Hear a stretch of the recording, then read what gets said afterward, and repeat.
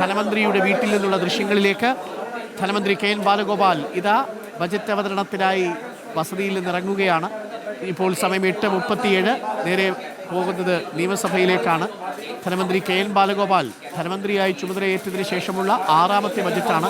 2ാം പിണറായി സർക്കാരിൻ്റെ അവസാനത്തെ ബജറ്റ് അവതരണത്തിനായി ധനമന്ത്രി കെ.എൻ. ബാലഗോപാൽ ഇപ്പോൾ പുറപ്പെടുന്നു. കയ്യിൽ ബജറ്റുണ്ട്.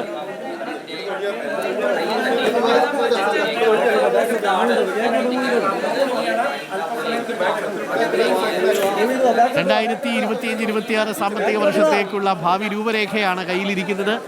അതും തിരഞ്ഞെടുപ്പിന് തൊട്ട് മുമ്പ് 2 മാസം മാത്രമേ തിരഞ്ഞെടുപ്പിന് 2.5 മാസം മാത്രമാണ് തിരഞ്ഞെടുപ്പിന് മുമ്പിൽ നിൽക്കുന്നത്. അതുകൊണ്ട് തന്നെ വലിയ ജനപ്രിയ പ്രഖ്യാപനങ്ങൾക്കുള്ള സാധ്യതയുണ്ട് എന്നാണ് നമ്മൾ കരുതുന്നത്. കുടുംബവും ഒപ്പമുണ്ട്. കെ.എൻ. ബാലഗോപാൽ ധനമന്ത്രി നിയമസഭയിലേക്ക് പുറപ്പെടുകയാണ്. ജനപ്രിയ ബജറ്റ് ആയിരിക്കും എന്നുള്ളതിന്റെ സൂചനകൾ നൽകി. എല്ലാവർക്കും ഇഷ്ടപ്പെടുന്ന ബജറ്റ് എന്നുള്ളതാണ്. നമുക്ക് റാഹിസ് റഷീദുണ്ട്. റാഹിസ്, ഇപ്പോൾ ധനമന്ത്രി നിയമസഭയിലേക്ക് പുറപ്പെടുകയാണ്. കൃത്യം 9 മണിക്ക് തന്നെ ആ ബജറ്റ് അവതരണം ഉണ്ടാകുമെന്ന് കരുതുന്നു, അല്ലേ? കുടുംബത്തോടൊപ്പമാണ് യാത്ര. അരുൺകുമാർ, 9 മണിക്ക് തന്നെ ബജറ്റ് അവതരണം ഉണ്ടാകും. ഇപ്പോൾ 8:39 അദ്ദേഹം ഔദ്യോഗിക വസതിയിൽ നിന്ന് പുറത്തേക്ക് ഇറങ്ങിക്കൊണ്ടിരിക്കുന്നു. കെ.എൻ. ബാലഗോപാലിനൊപ്പം ഭാര്യയും 2 മക്കളുമുണ്ട്. സാധാരണഗതിയിൽ ബജറ്റ് അവതരിക്കാൻ പോകുമ്പോൾ അങ്ങനെ കുടുംബം കൂടി ഒപ്പം കൂടാറുണ്ട്. അതിൽ ഇത്തവണയും മാറ്റം വന്നിട്ടില്ല. ഇവിടെ നിന്ന് ഒരു 6 മിനിറ്റ് അല്ലെങ്കിൽ 7 മിനിറ്റ് മാത്രമാണ് നിയമസഭയിലേക്ക് സാധാരണഗതിയിൽ ഉണ്ടാവുക.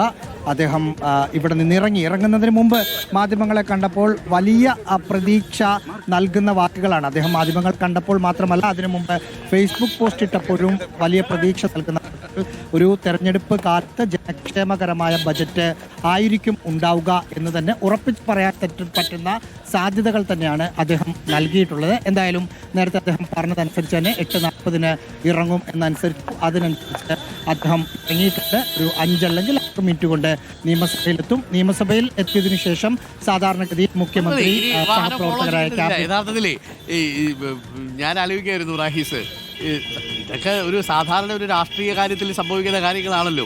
ബജറ്റ് അവതരിപ്പിക്കുക മറ്റേതൊരു നിയമസഭയിലെ ദിവസം പോലെ തന്നെയാണ്. പക്ഷേ നമ്മൾ ഈ കാലാകാലങ്ങളായിട്ട് ബജറ്റ് ഒരു വലിയ പ്രതീക്ഷയോടുകൂടി കാത്തിരുന്നു. GST ഒക്കെ വന്നതിന് ശേഷം ബജറ്റിൻ്റെ രാഷ്ട്രീയ സാങ്കത്യവും സാമ്പത്തിക സാങ്കത്യവും ഒക്കെ പോയി. ചെറിയ പ്രഖ്യാപനങ്ങൾക്കൊക്കെ അല്ലേ ഉള്ളൂ സാധ്യത GST പോയതിന് ശേഷം.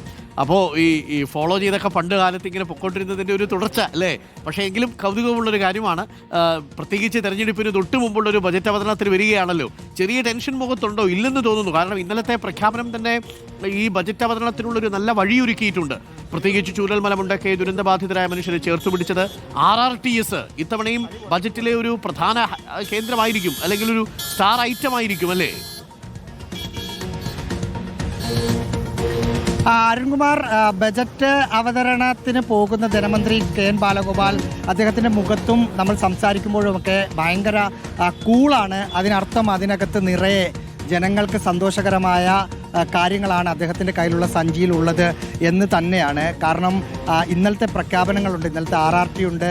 ചൂരൽമല ദുരിതബാധിതരുടെ കടമെഴുതിത്തൾ സർക്കാർ ഏറ്റെടുക്കാനുള്ള തീരുമാനമുണ്ട്. ഒപ്പം ഈ മഠങ്ങളിലും മറ്റും താമസിക്കുന്ന ആ തരത്തിൽ മതസംഘടനകൾ നടത്തുന്ന സ്ഥാപനങ്ങളിൽ താമസിക്കുന്ന വനിതകൾക്ക് 1000 രൂപ കൊടുക്കാനുള്ള ചില പ്രശ്നങ്ങളുണ്ടായിരുന്നു. അതിൻ്റെ പ്രശ്നങ്ങളൊക്കെ മാറ്റിയിരുന്നു. അതൊക്കെ ആശ്വാസമാണ്. മറ്റൊന്ന്, ഈ ധനമന്ത്രിയെ ഫോളോ ചെയ്യുന്നത് അരുൺകുമാർ പറഞ്ഞതുപോലെ പണ്ട് മുതലുള്ള രീതി എന്ന് മാത്രമല്ല, KM മാണി അവസാന ആ കേരള നിയമസഭയിലെ സംഭവബഹുലമായ ആ ബജറ്റ് അവതരിപ്പിക്കുന്നതിന് മുമ്പൊക്കെ പിന്നെ ഈ ഫോളോ ചെയ്യുന്നത് ഒരു രീതിയായിരുന്നു.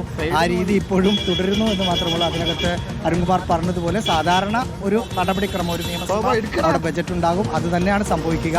കെ.എൻ. ബാലഗോപാലിൻ്റെ സഞ്ചിയിൽ എന്തൊക്കെയുണ്ട് എന്നതാണ് ഇനി അറിയേണ്ടത്. അതായിരിക്കണം ഫോക്കസ്. തെരഞ്ഞെടുപ്പ് കാലമാണ്.